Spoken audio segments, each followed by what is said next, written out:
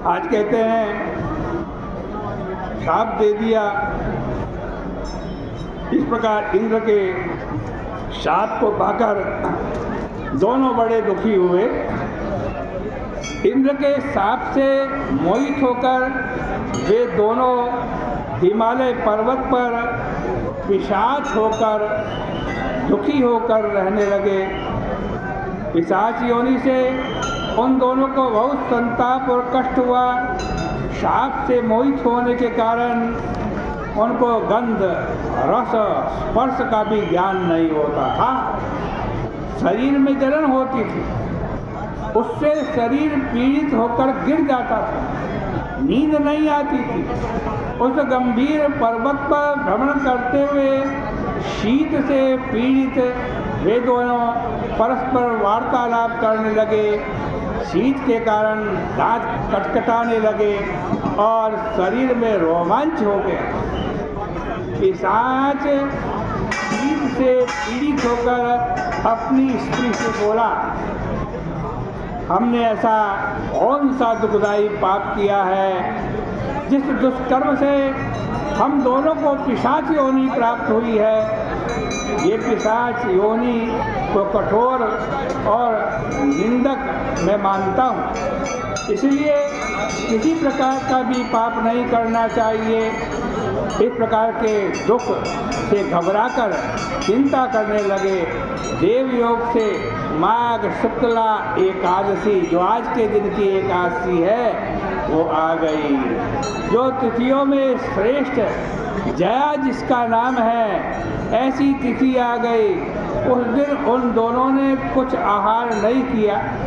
हे राजन, उस दिन उन दोनों ने जल भी नहीं पिया, न जीव हिंसा की, न पत्ते और फल खाए।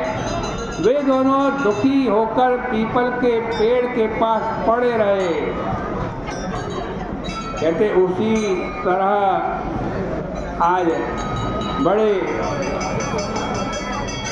पड़े रहे वो, जब तक रात नहीं बीती, सूर्योदय तक वो वहीं पड़े रहे। अत्यंत शीतकारिणी रात के कारण उनको रात को नींद भी नहीं आई, कांपने लगी। शरीर भुजाओं से परस्पर आलिंगन किए हुए पड़े रहे। न नींद आई, न सुख मिला, न मैथुन की इच्छा हुई। हे राजन, इस प्रकार इंद्र के शाप से पीड़ित इन दोनों दुखियों की सारी रात्र व्यतीत हुई। परंतु स्त्री के व्रत और रात्रि में जागरण करने से, उन दोनों के व्रत करने से, उसके प्रभाव से इन दोनों को क्या फल मिला उसको सुनो। अनजाने में इस जया एकादशी का व्रत इन दोनों पुष्पदंत और इस गंधर्वी के द्वारा हो गया। जया एकादशी का व्रत अनजाने में करने से भी विष्णु भगवान के प्रभाव से द्वादशी के दिन दोनों की पिशाच योनि छूट गई। बोले एकादशी माता की जय। और वो गंधर्वी पुष्पवती और माल्यवान पहले की तरह रूपवान हो गए, पहले की तरह स्नेह युक्त और आभूषणों से सुशोभित हो गए। वे दोनों विमान में बैठ गए। अप्सरागण सेवा करने लगी।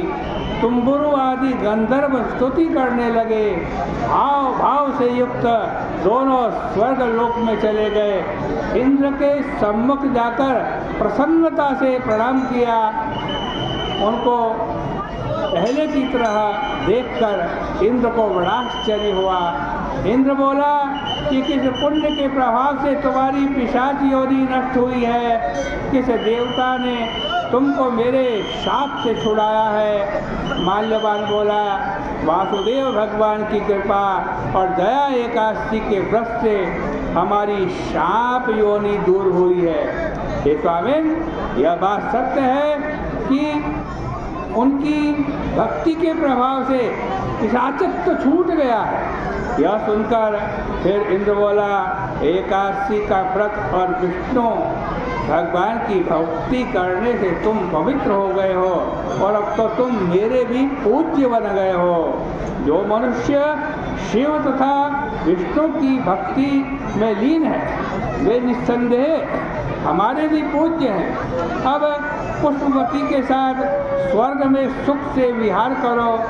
हे राजन, इसलिए एकादशी का व्रत अवश्य करना चाहिए।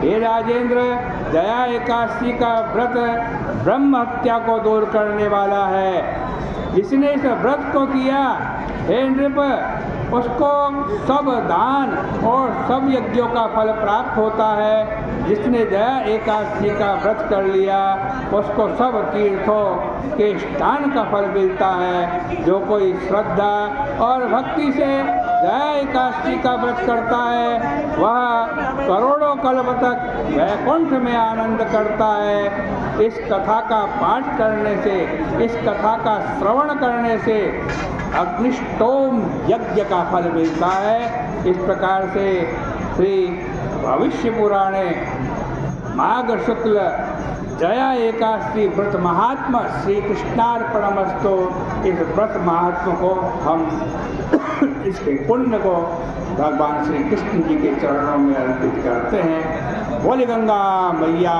की जय, बोले एकादशी माता की जय।